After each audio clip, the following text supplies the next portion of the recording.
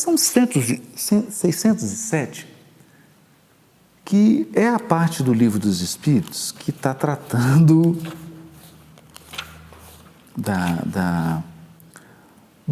na época, né, que hoje isso aqui está incompleto, dos chamados 3 reinos. Hoje a ciência não lida mais com esse conceito de 3 reinos, né? Ela trabalha com um conceito mais complexo do que isso. Mas dá para entender aqui. É disso que está falando, né?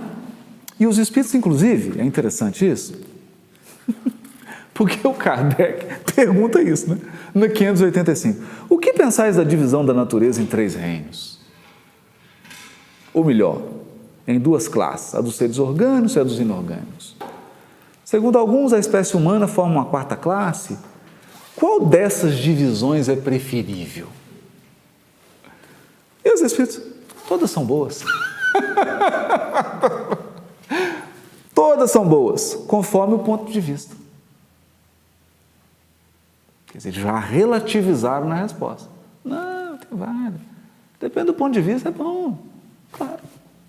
Você quer o quê? Você está classificando para quê? Para tomar alguma decisão, para agir. Então, determinada classificação para um tipo de ação é boa. Não é? É boa. Se o seu objetivo é comer, é bom você saber a diferença entre seres orgânicos e inorgânicos. É importante, né? É importante. Senão você está fazendo sopa de pedra. Todas são boas, conforme o ponto de vista.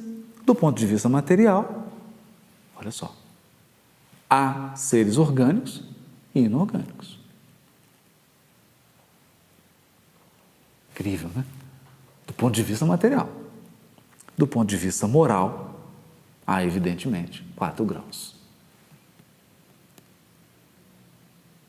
Olha a moral. Né? Porque aí estava trabalhando com o homem. Né? Então, estava mineral, vegetal, animal e o homem. Então, do ponto de vista moral, você pode dividir em 4. E do ponto de vista material, eles não quiseram dividir mais. Os orgânicos e inorgânicos. E aí ia dar uma complicação, né? Que é o que a ciência lida hoje, né? É uma divisão mais complexa. Bom, mas não é esse ponto que eu queria ler. Aqui Kardec vai trabalhando direitinho, porque o conceito de evolução, os espíritos estavam ainda reticentes para trabalhar isso. Estavam indo devagarzinho, para não ferir, né? E aí o Kardec pergunta na 607A. Parece que assim se pode considerar a alma como tendo sido o princípio inteligente dos seres inferiores da criação, não? De leve, né? Os espíritos. Já não dissemos que tudo na natureza se encadeia e tende para a unidade?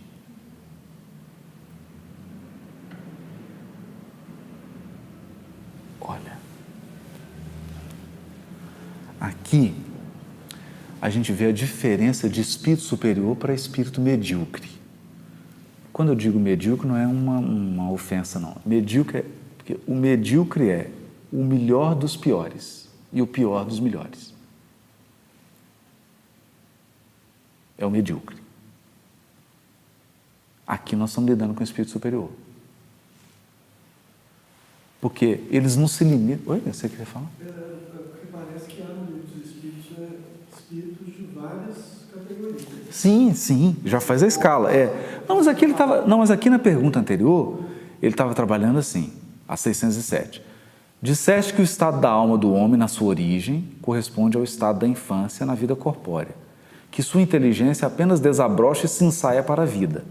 Onde passa o espírito essa primeira fase do seu desenvolvimento?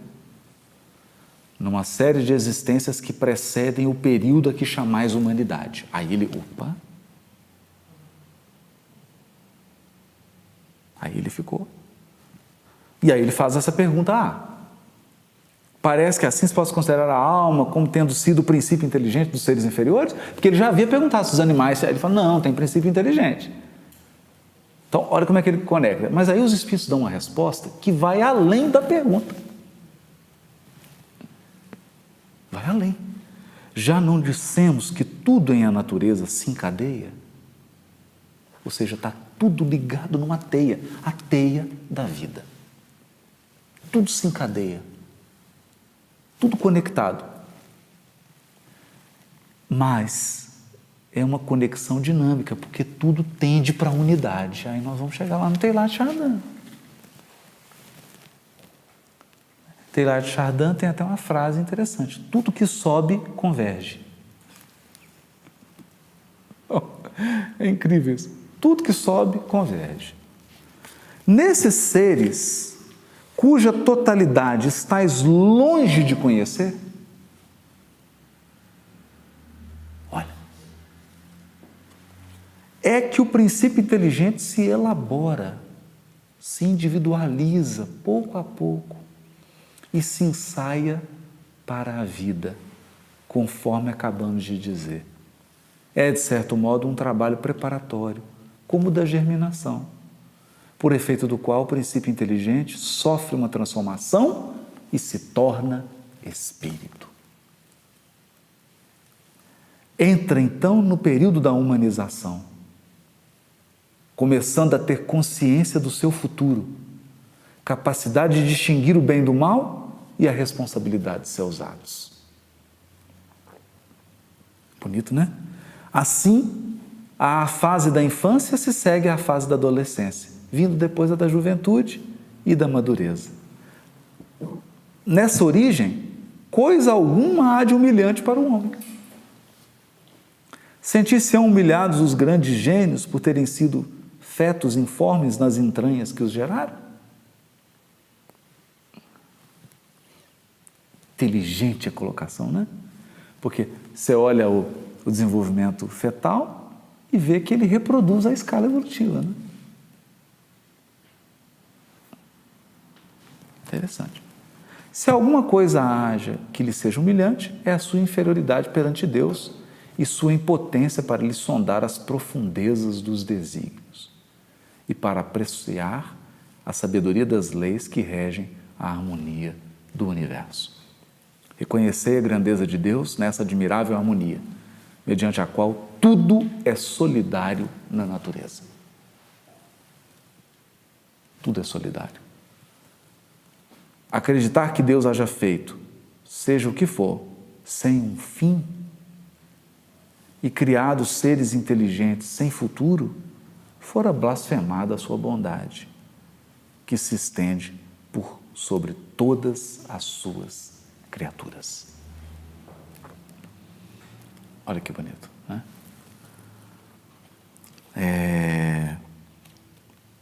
E aí,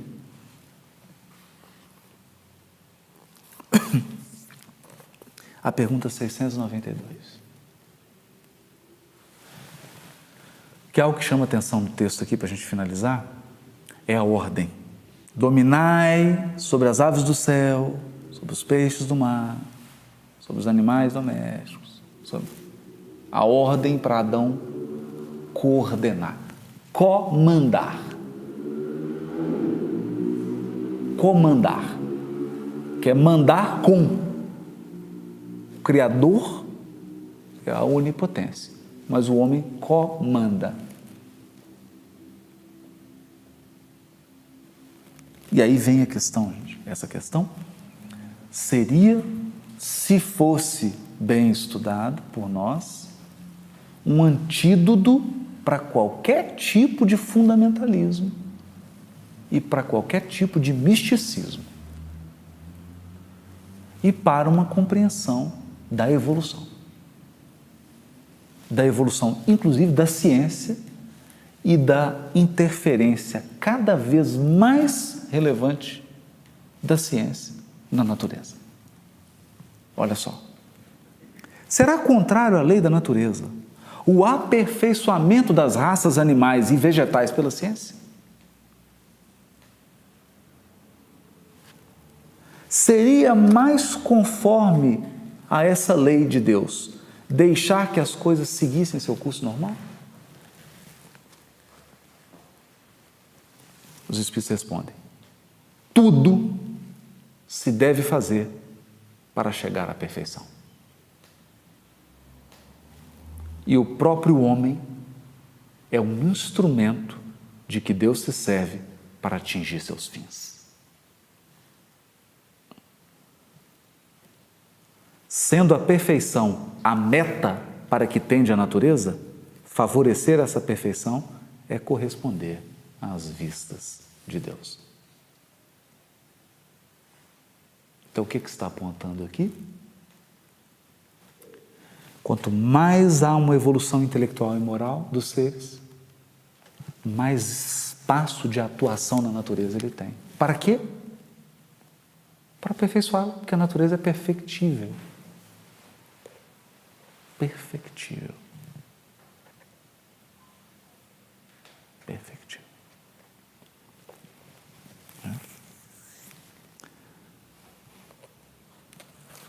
E aí ele fala, mas geralmente os esforços que o homem emprega para conseguir a melhoria das raças nascem de um sentimento pessoal. E não objetivo senão o acréscimo de seus gozos. Isso não lhe diminui o mérito? Os Espíritos respondem, que importa seja nulo o seu merecimento, desde que o progresso se realize. Cabe-lhe tornar meritório, pela intenção, o seu trabalho. Demais, mediante esse trabalho, ele exercita e desenvolve a inteligência. E sob este aspecto é que maior proveito tira. Por quê? Toda vez que a inteligência desenvolve, o progresso moral acompanha o progresso intelectual. Pode demorar, mas acompanha. É um determinismo. Aumentou a inteligência, vai aumentar a moralidade. Uma hora vai aumentar. Não tem jeito. Não tem como frear. O progresso moral segue o intelectual, embora não siga imediatamente, mas sempre segue. Sempre segue. Sempre. Então, desenvolveu inteligência, assinou o seu atestado de aperfeiçoamento moral. Tem jeito. Isso não é para ninguém parar de estudar, né? Então vou ficar bem ignorante, burro. vou ficar bem ignorante, que aí eu não preciso melhorar. Mas segue. E esse Adão aqui, criado à nossa imagem, lembra a conversa? Façamos o Adão à nossa imagem e semelhança, ele passa a ser um instrumento, então, de aperfeiçoamento. E tudo vai se aperfeiçoando, tudo.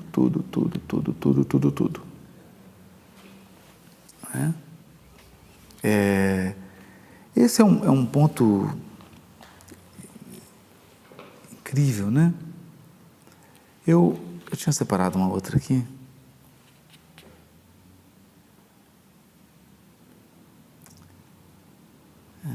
Essa aqui, ó. Que onde ele fala dos instintos, né? Mas aí, agora eu perdi aqui. Que através do instinto de destruição, que serve ao instinto de conservação, aí eles vão falar de controle populacional. Quer dizer, as espécies se alimentam de uns às outras e controlam a proliferação que seria desequilibrada. Não é? Então a gente vê, já em 1857, os espíritos estavam trabalhando com conceitos que não estavam no horizonte da ciência atual, daquela época, né? Que é o horizonte da teia ecológica, dos ecossistemas, onde você tem um ponto de equilíbrio. Então, mesmo no fato de um animal se alimentar de outro, que pode parecer algo repugnante, né? Há, na verdade, do ponto de vista da vida material, um ecossistema que garante um equilíbrio. Quer dizer, não há lixo, né? Só o homem que produz lixo. Só o homem. Porque tudo mais está num equilíbrio no ecossistema.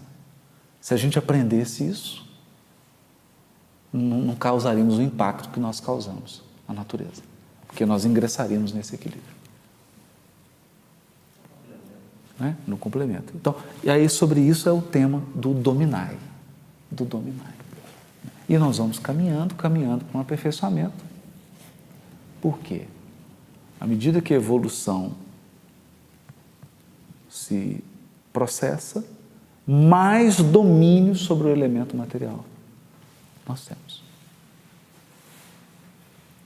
Então, por que a Terra deixa de ser um mundo de expiação? Porque você passa a ter um desenvolvimento, inclusive científico, na Terra, que não permite mais determinados fenômenos expiatórios. Doenças, problemas congênitos. Então, aqui não comporta mais, porque já se tornou um mundo em que isso não comporta mais. Então, você precisa ir para um outro em que aquilo ainda é possível. Né? Então, a gente encerra citando Michio Kaku, que é um físico de Nova York, um dos criadores da teoria das cordas, que é uma teoria promissora na física quântica, e ele chega a dividir civilizações, que agora ele já está pensando não só numa civilização planetária, ele está começando a pensar em sistema solar, em galáxias, e já postulando civilizações pelo controle que elas têm do processo energético de onde elas vivem. Então, nós estamos caminhando, nós nem chegamos ainda nessa civilização 1, nós somos em menos 1, né? A civilização 1 seria que teria domínio de todo o fenômeno energético do seu orbe. Controlaria o clima, teria total domínio sobre o clima, sobre todos os elementos. Né?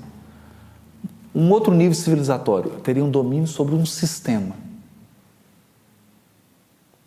Um outro sobre uma galáxia. Mas o sujeito já está indo longe, né? Quer dizer, pensando que é isso mesmo. É isso mesmo. É isso mesmo. Isso está lá no Obreiros da Vida Eterna, quando André Luiz faz a pergunta sobre o Asclepios, e aí o benfeitor começa a explicar para ele sobre esses níveis, e que o Asclepios aspirava a fazer parte de uma comunidade de Júpiter, quem está lá aspira a fazer parte de uma comunidade do Sol, quem está no Sol aspira a fazer parte de uma comunidade. São processos civilizatórios cada vez mais avançados.